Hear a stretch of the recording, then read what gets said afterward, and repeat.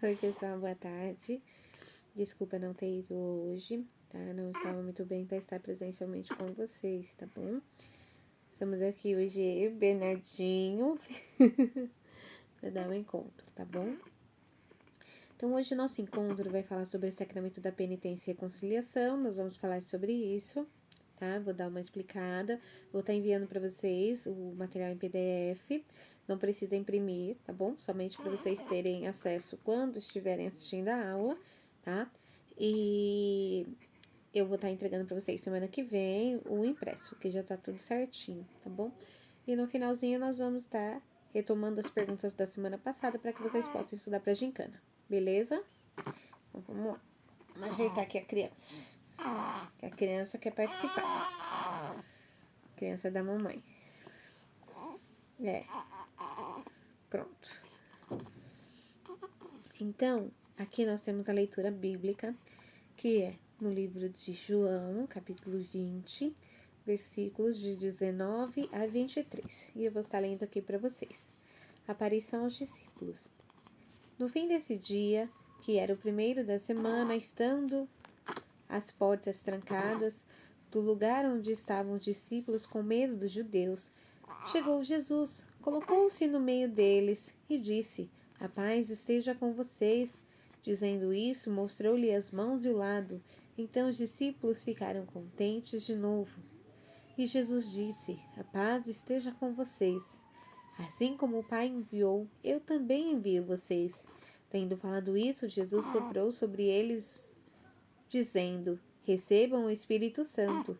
Os pecados daqueles que vocês perdoarem estarão perdoados, e os que não perdoarem não serão perdoados. Palavra da salvação, glória a vós, Senhor.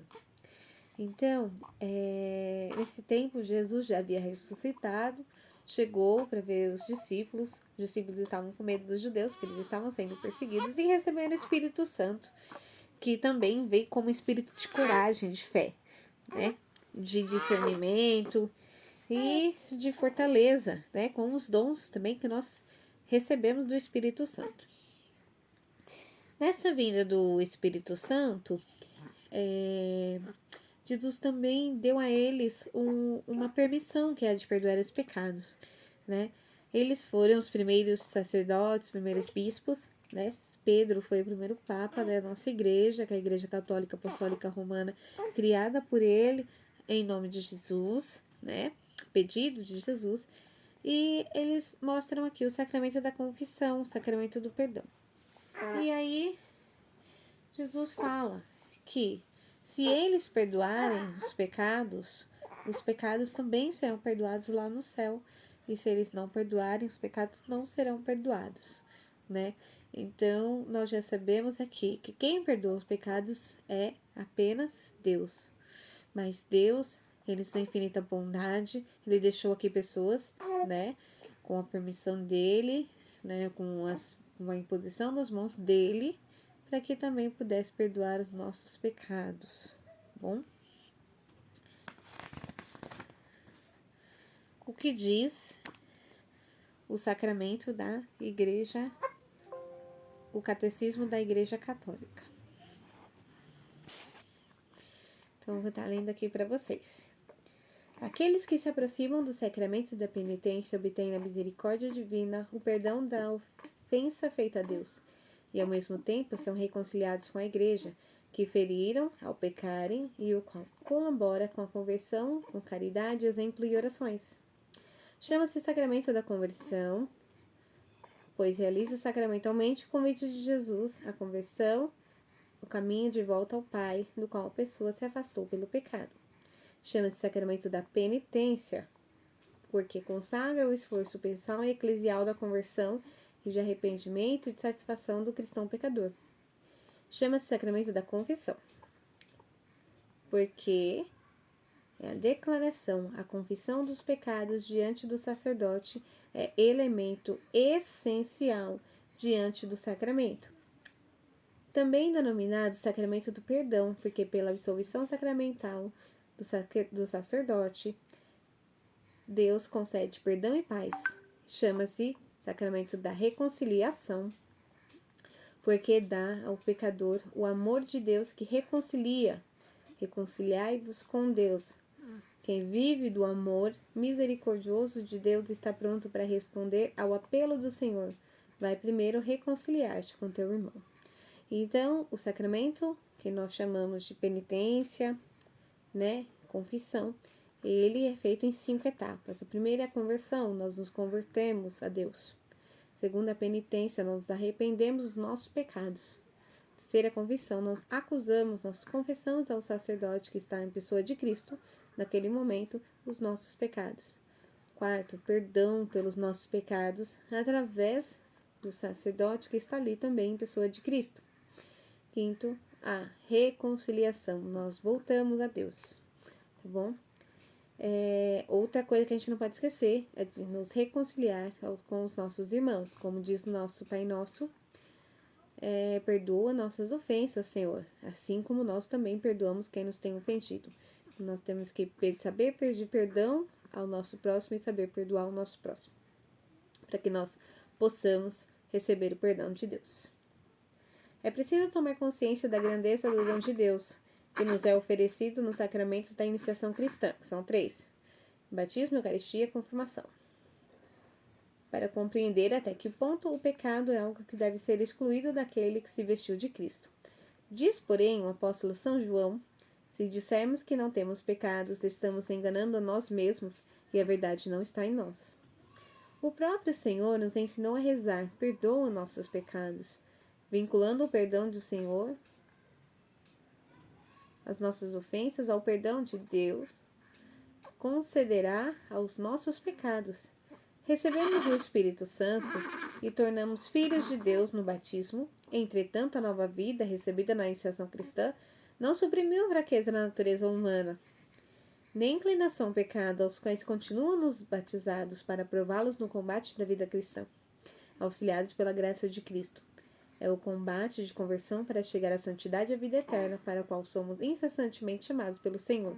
Então, embora nós sejamos batizados, sejamos filhos de Deus e sejamos na igreja, infelizmente nós ainda temos a fraqueza humana, nós tendemos ao pecado, mas Deus deixou esse sacramento para que a gente possa sempre estar ao lado dele. Jesus convida a conversão. Este apelo é parte essencial do anúncio do reino. Completou-se o tempo e o reino de Deus está próximo. Convertei-vos e crede no Evangelho. O batismo é o principal lugar da primeira e fundamental conversão, pois é através do batismo que somos perdoados dos nossos pecados e temos vida nova em Cristo. Assim como já nos profetas, o apelo de Jesus à conversão e a penitência não visa, em primeiro lugar, as obras exteriores, não precisa ser algo aparente, mas visa os gestos, ações, atitudes do nosso coração, que vem de dentro para fora. O coração do homem apresenta-se pesado e endurecido. É preciso que Deus dê ao homem um coração novo. A conversão, antes de tudo, obra da graça de Deus que reconduz nossos corações a Ele. Ao descobrir a grandeza do amor de Deus, nosso coração experimenta o horror e o peso do pecado e começa a ter medo de ofender a Deus pelo mesmo pecado de ser separado dele. Então, a experimentação do amor nos faz ter horror também ao pecado e de nos afastarmos de Deus. Eucaristia e penitência. A conversão e a penitência cotidiana encontram sua fonte e seu alimento na Eucaristia, pois nela se torna presente o sacrifício de Cristo, que nos reconciliou com Deus. Por ela são nutridos e fortificados aqueles que vivem na vida de Cristo.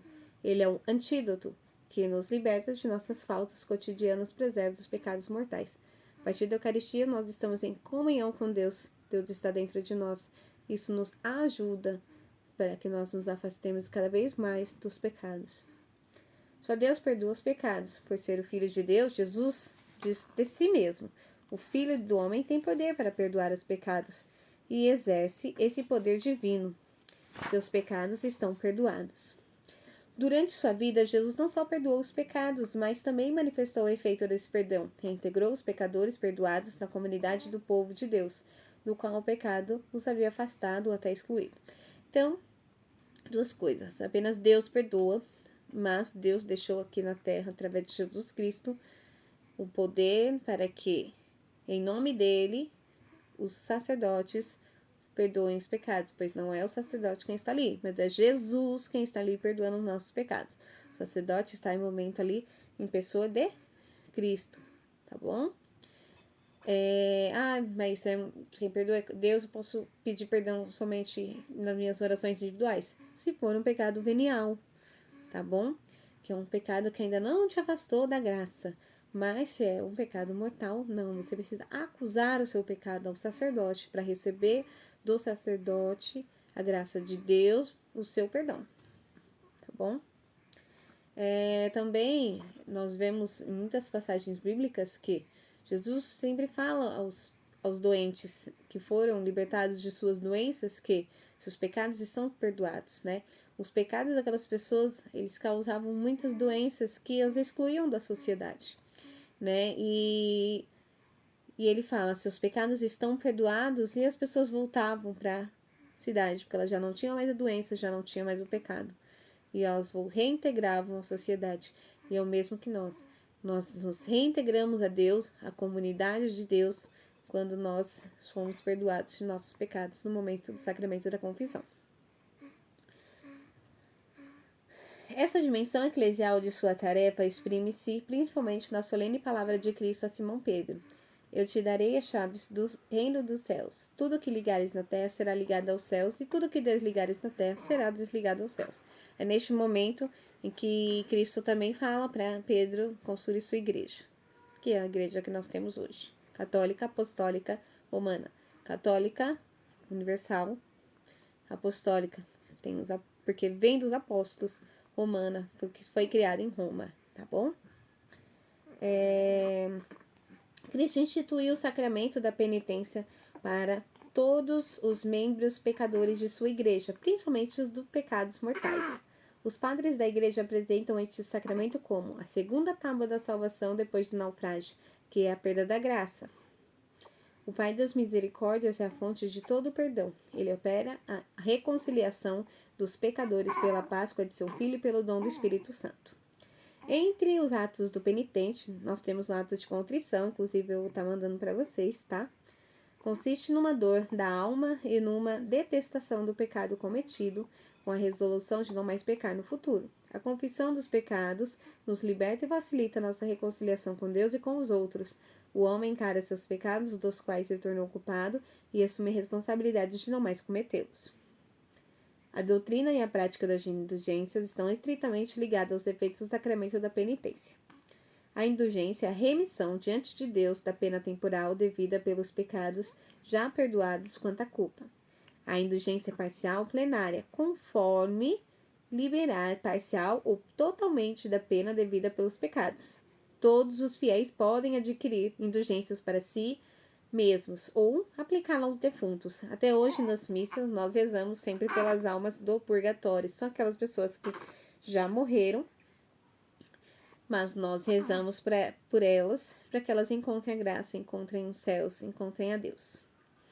A confissão individual e íntegra e a absolvição constituem o único modo originário pelo qual o fiel, consciente do pecado grave, se reconcilia com Deus e com a Igreja. Somente a impossibilidade física ou moral dispensa tal confissão. A menos que você tenha algum problema físico ou moral, né, psicológico, você não está dispensado da confissão, tá? Os efeitos do pecado mortal e venial, tá? O pecado mortal é a desobediência à lei de Deus em matéria grave, feita com plena advertência e deliberadamente consentimento. Você consentiu, você quis realizar aquele pecado, tá? Efeitos do pecado mortal: dar a morte à alma. Então, sua alma está morta porque ela foi entregue ao pecado. E o diabo não é o Deus da vida. O Deus da vida é o nosso Deus. O diabo nem Deus é, muito menos da vida. Privando da graça de Deus. Tirar os méritos precedentemente adquiridos. Fazer-nos incapazes de adquirir novos méritos. São os dons de Deus, tá? Atrair os castigos divinos, mesmo nesta vida. O pecado venial é uma ofensa à lei de Deus em matéria leve. Pode ser venial também em matéria grave, quando não houver plena advertência ou pleno consentimento deliberado. Esfriar, efeitos do pecado venial. Esfriar a alma no amor de Deus, isto é, diminuir o fervor da caridade. Dispor ao pecado mortal, porque inspira menos horror ao pecado e torna mais fraco o homem contra as paixões. E fazer-nos merecedores da pena temporal nesta vida e na outra, que é a nossa vida eterna. Então, isso é um pouquinho sobre o sacramento da reconciliação, né? Da penitência, da confissão. Semana que vem vocês terão a gincana. E dos temas que serão trabalhados, eu entreguei o questionário, tá? Eu vou estar enviando novamente para aqueles que não vieram na semana passada. E deste questionário nós vamos estar respondendo, tá bom? Eu vou enviar também no WhatsApp para vocês as respostas escritas bonitinho para vocês passarem na folha e estarem estudando durante a semana. Beleza? Então vamos lá. Quantos livros compõem a Bíblia? Então, um total de 73. 27 no Novo Testamento, 46 no Antigo Testamento, total 73 livros, tá? Quem escreveu o livro de Apocalipse? Foi São João Apóstolo, tá bom? Quais dias são utilizados a cor rosa, né, na liturgia? A cor rosa, ela substitui a cor roxa, tá? Nos tempos do Advento e nos tempos da Quaresma, em apenas 2 domingos, no terceiro domingo do Advento e no quarto domingo da Quaresma.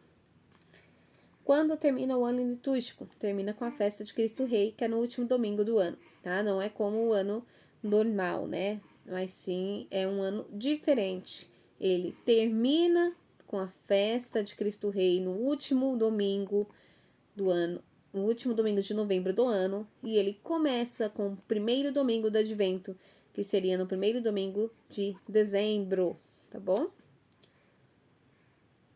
Quando termina a Quaresma? A Quaresma, ela termina já na Semana Santa, na quinta-feira, antes da missa. Por quê? Quinta-feira de lava-pés, quinta-feira santa, ao iniciar a missa, já inicia o tríduo pascal, que seria a quinta, sexta, o sábado, tá bom?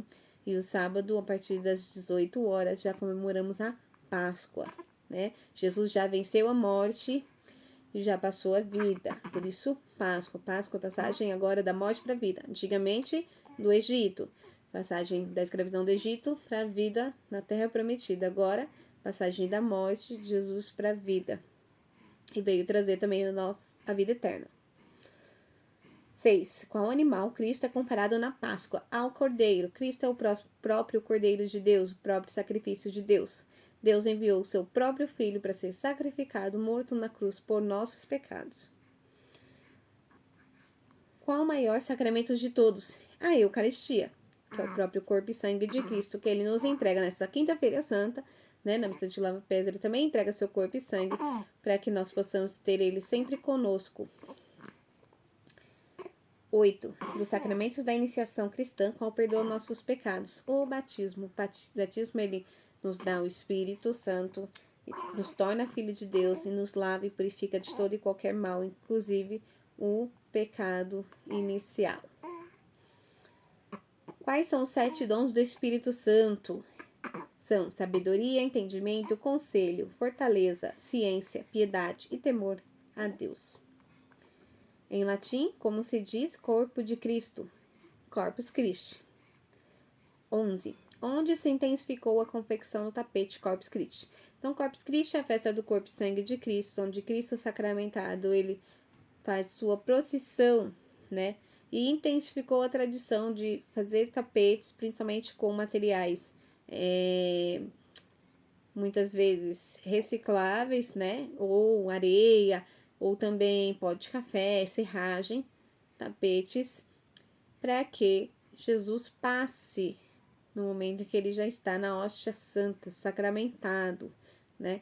E essa tradição da construção do tapete, da confecção do tapete, foi intensificada no Brasil. Quem pode realizar a consagração eucarística? Apenas o sacerdote. Não estritamente aos padres, mas todo sacerdote, desde o Papa até o padre, tá bom? Quem pode receber e quem pode ministrar o batismo. O batismo ali também é ministrado pelo sacerdote, como já explicado, né? Essa questão de sacerdote já na última questão. Todos podem receber. Salvo que em questões que a pessoa não tem o batismo, mas ela está em situações, né, em riscos de morte, qualquer um ali pode estar batizando, desde que com uma água pura, né, a pessoa batize, fazendo o sinal da cruz 3 vezes, dizendo de batismo em nome do Pai, do Filho e do Espírito Santo. A pessoa recebe o batismo e assim ela pode morrer em paz e na graça de Deus. 12. Quem pode realizar a consagração eucarística? Apenas o sacerdote, tá? 14. Quem pode receber e quem pode ministrar a confirmação? Todos os batizados podem e devem receber a confirmação, que nos coloca na confirmação do Espírito, nos faz receber os seus dons de Espírito Santo, iniciar nossa vida cristã, católica, soldado de Cristo, né?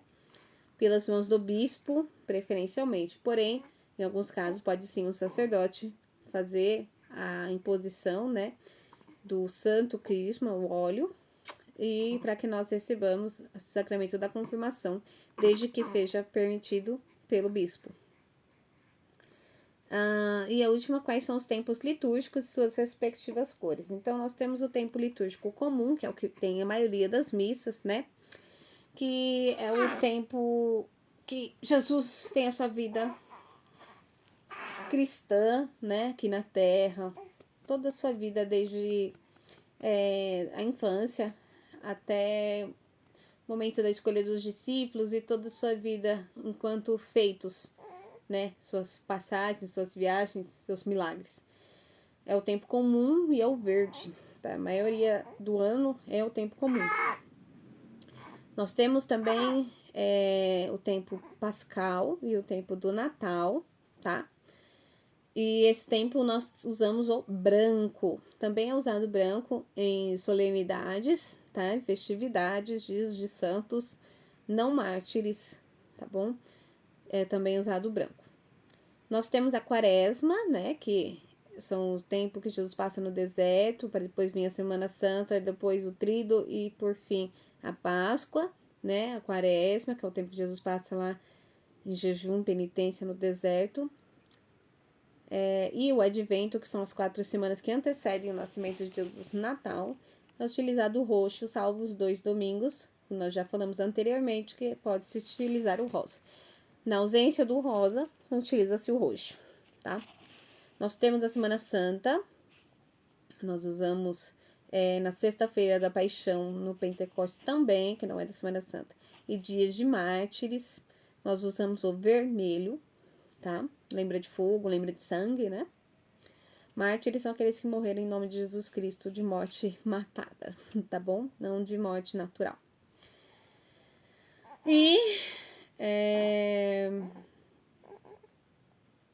também podemos usar o azul em missas de Nossa Senhora, embora pouco usadas, né? A maioria das vezes utilizam-se o branco, mas quando se tem, preferencialmente é utilizado o azul em missas de Nossa Senhora, todos os seus títulos, porque todas são Maria, Mãe de Deus. Tá bom, pessoal? Qualquer dúvida pode mandar mensagem. Um beijo e fiquem com Deus.